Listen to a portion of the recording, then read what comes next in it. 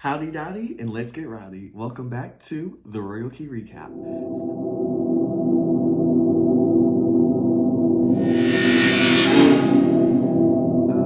This season, this series, this era of the Royal Key Recap, we'll be talking about The Anonymous.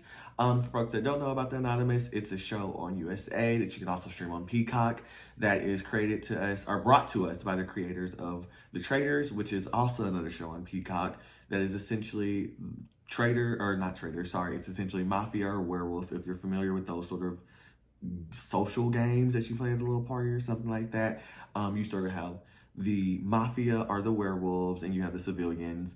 And in this sort of format, if you make it to the end with all civilians, you take home a pot of cash. Woo woo. If you make it home with at least one or two, it's just 1 to 3 sort of traitors that are picked. And so if you make it at the end with any of them, they're going to take all the money. And if it's 2 of them, they're going to split the money amongst themselves. And so they're the creators the creators of that show, as well as The Circle, which is essentially like a social media reality competition show of like who's the booming, who's the most trendiest. They make it to the end, most influential, whatever, they also get money, da. So this format for The Anonymous is sort of a mix of the two. It's sort of this social game that you play with everyone who you see. So it's 12 contestants, as well as sort of like this anonymous sort of like online game. And so in the social game, you're getting to know the folks. Hey, how you do? It's your girl Woody, Sterling, whoever you want me to be.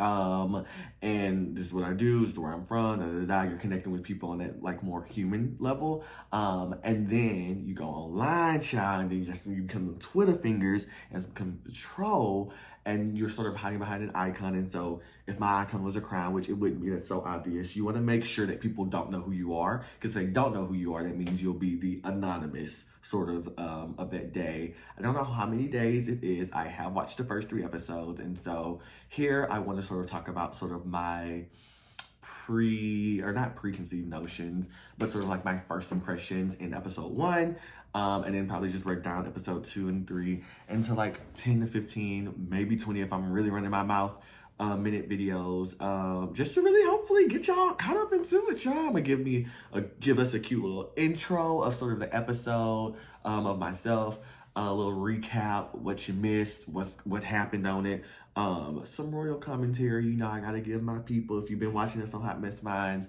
for the Royal Key, when I have my, my royal table, my cabinet, whatever you want to call it, I give the crowns to some, and I give the jester hat and X-Style to a few others. And so I want to bring that on this recap, and then just close this on out with sort of like my thoughts. Hopefully it'll be that seamless. The people who know me know I run my mouth, so let's get into it and see how that goes. So, first off, I want to talk about my first impression. So, I wrote down, shout out to Amp, rest in peace, Amp, for the girls who was found us on Amp.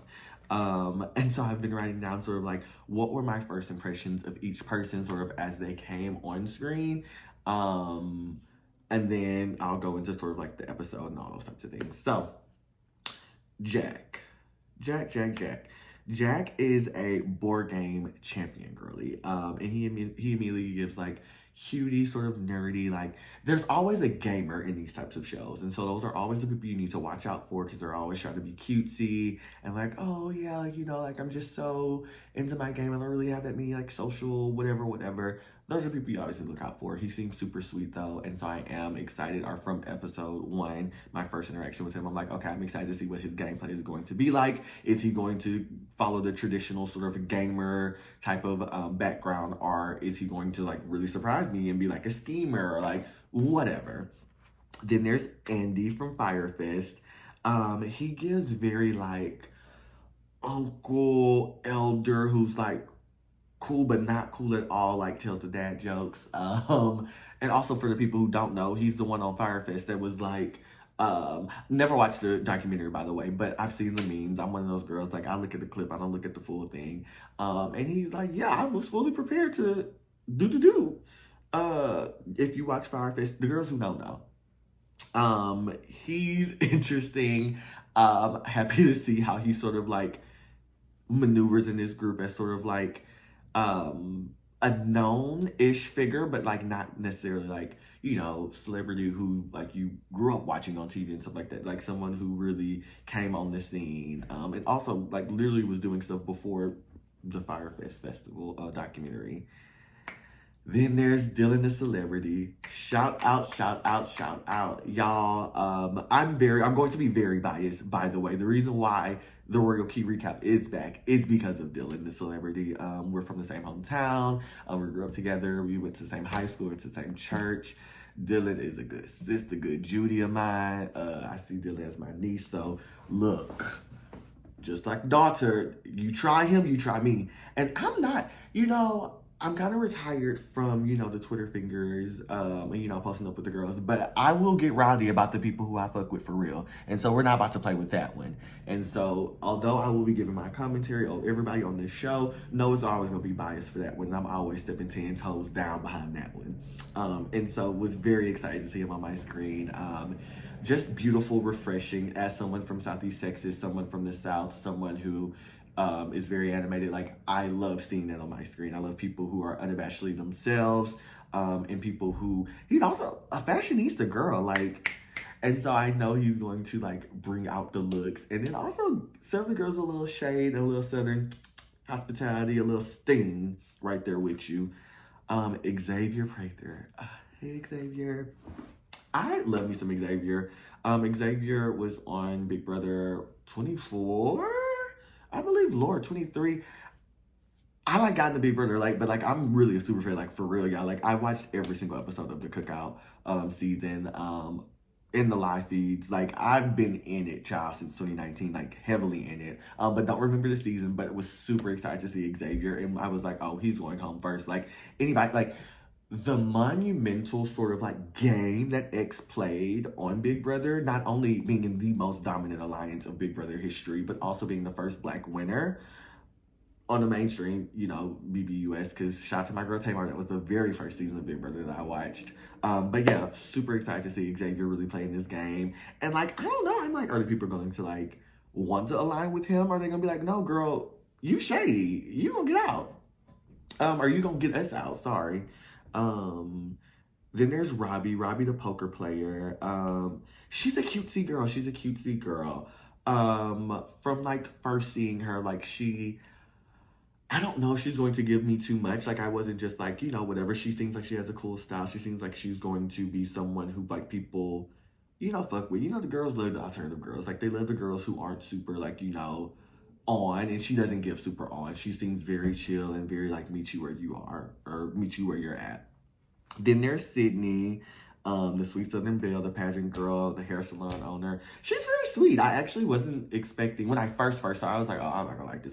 Like, it's always, you gotta be careful when you see multiple people in the South. And so I'm, like I said already, overprotective of Dylan. And so seeing someone else from the South and also being a woman, being a white woman, like, you know, not knowing what those dynamics are gonna be. Because as a Black queer person, like, either you hit it right along with, like, you know, our white Southerner baddies, or look, I'm from Southeast Texas, where it's still very racially segregated. So like, you know, I gotta be on my P's and Q's. And so Sydney, I was like, she's cute. Let's see how she interacts with my sister. If she good with Dylan, then she good with me. But she was a nice person, sort of like to see, and like I love sort of like her sort of strategy of like, yeah, I'm taken, but y'all don't know that, so I'm single in this game. Like, I love a baddie who like knows how to play that game. Like, I'm a little bit too insecure, so like, if I was in a relationship and like my partner was going on the show, like, no, you're going to tell them that you're actually married. Yeah, we just started dating like right before I actually met you, like, you know, as you were going through this process. No, not doing that. And then Marcel, the video game streamer. I'm curious to see Marcel's game. As someone who loves video games, shout out to The Sims, shout out to Pokemon, shout out to Naruto, just the only games I play. But I'm really into those. I always sort of have like a kinship towards like fellow gamers. And then especially those that like stream, because like I wish I could do that. Like I wish I could be like that entertaining and interesting while I'm playing the game. Like I feel like you're gonna get some good sound bites out of me, but then like I'm going to just want to be with myself, throw my hair up in a ponytail with my crop and my toes out. Like, you know what I mean? And so he definitely looks like he is a schemer for sure though. Like, whereas I was saying that Jack gives sort of like cutesy, like, hi, like, you know, type of gamer. Like, he gives the gamer that's like, oh girl, we get down and dirty. Like, babes, I don't want no noobs here. Like, if you don't know how to play the game, get the fuck behind this. Like, he gives that. Tyrena, Miss Military Mamas, baby. I don't know, I love the hair. Like, immediately, that was the first thing that I saw, and I was like, oh, she's gonna be a good time. I also have just a kinship towards black celebrity, or black celebrity, sorry, black reality competition players. I think that just understanding like where we have gone in sort of the reality competition era, from like the very first seasons of like what when Vitepia won Survivor to like Danny Reyes on BB3, like, you know, like I have such a let's protect the black folks, especially the black women on these shows. And so like I always have an eye out for them, and I'm always like rooting for like their success in the end. Regardless of like, you know, who else is in the game. Of course I'm gonna have my other phase, but like I always want to make sure that like I hope this girl is good. And so I was like, Tarina, I hope you're right. I'm gonna try to get this sort of like first impression video quickly done. It looks like I am having some issues, child, with my phone and recording. And so going back on Casey, honestly, it's probably good that it cut off on Casey. I don't really have much to say about her. She's a very cutesy girl. She seems like she's sweet. But like there was nothing that really jumped out to her for me. I think like what she's a podcaster. Yeah, like sweet girl. Like sweet girl. Like I don't have anything ill to say about any of the people because they all seem nice for the most part. But like nothing super memorable about her. Also, it's episode 1. It's my first impression, like, you know. And so I'm like, okay, let's see how it goes. Then we have Christopher, fishing camp owner. Once again, I don't even know where Christopher, I don't remember where Christopher is from, but he is given, I was in the historically predominantly white fraternity. He is given one of my fraternity brothers. And so once again, with that, sometimes it's people who I rock with and sometimes it's people I don't. And so I think it's very actually funny now that I say that. I didn't make the connection before, but that Christopher and Sydney sort of like tried to have like a little thing going, because very much so Texas. And then Lily is the project manager. Sweet girl, she gives very, I don't know. It's like I want to like Lily, and I do. It's like I want to like Lily, but it's always, Lily, are you going to play the game, or are you going to talk about how people not letting you play the game? Like, that's what I was getting when I first saw her. Like, she made a comment about just, I always, once again, as someone who can have a boisterous sort of type of personality, I always feel some type of way when the people are like, yeah, like, you know, like, I'm not one who's like super loud. Like, no shade to the girls who are super loud. Like, just say that's not you. I'm quiet, I'm reserved, I still capture attention when needed, period. I'm a boss.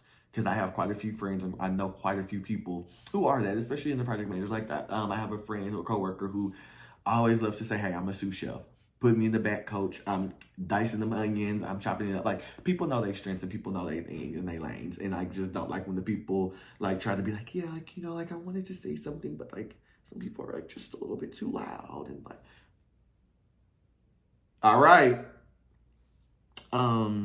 And then lastly, there's Nina. What is she? Account specialist, I believe is what I put. But most importantly, my sister was on Survivor, Australia Survivor. She is the daughter of Sandra. Like, what? Which is why, like, I jumped into, like, sort of this reality competition world, like, a bit later in life. But I've been kicking it for about 5+ years now.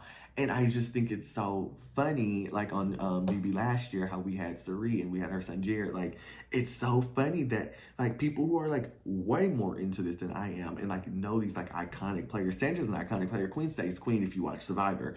And the fact that her daughter is on this show, like, where are reality TV watchers? That's what I want to know. Who are the reality TV competition show watchers? Anywho, that is my first impressions. I was going to do a first episode, but I actually went a little bit longer on my first impressions video, so I'm going to combine them together. And just based off of, like, these folks and what I see them in the game, I'm excited. I'm excited to see how they play. I'm excited to see sort of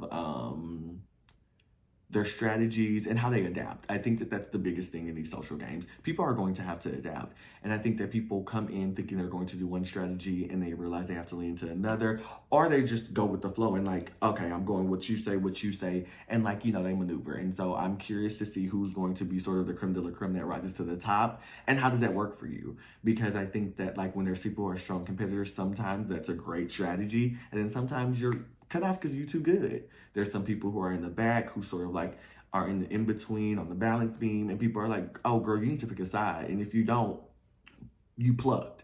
And so there's the social girls who people are always thinking that like they're going to try to scheme you, they're going to try to use their like sort of their wiles, their charisma, the riz as the kids say, to sort of get you to do what they want, which yes, why not? And sometimes people they see through the bullshit. And so I'm very excited to see what are their strategies, how they're going to be adapted. And shout out to motherfucking Dylan the Celebrity. We in this.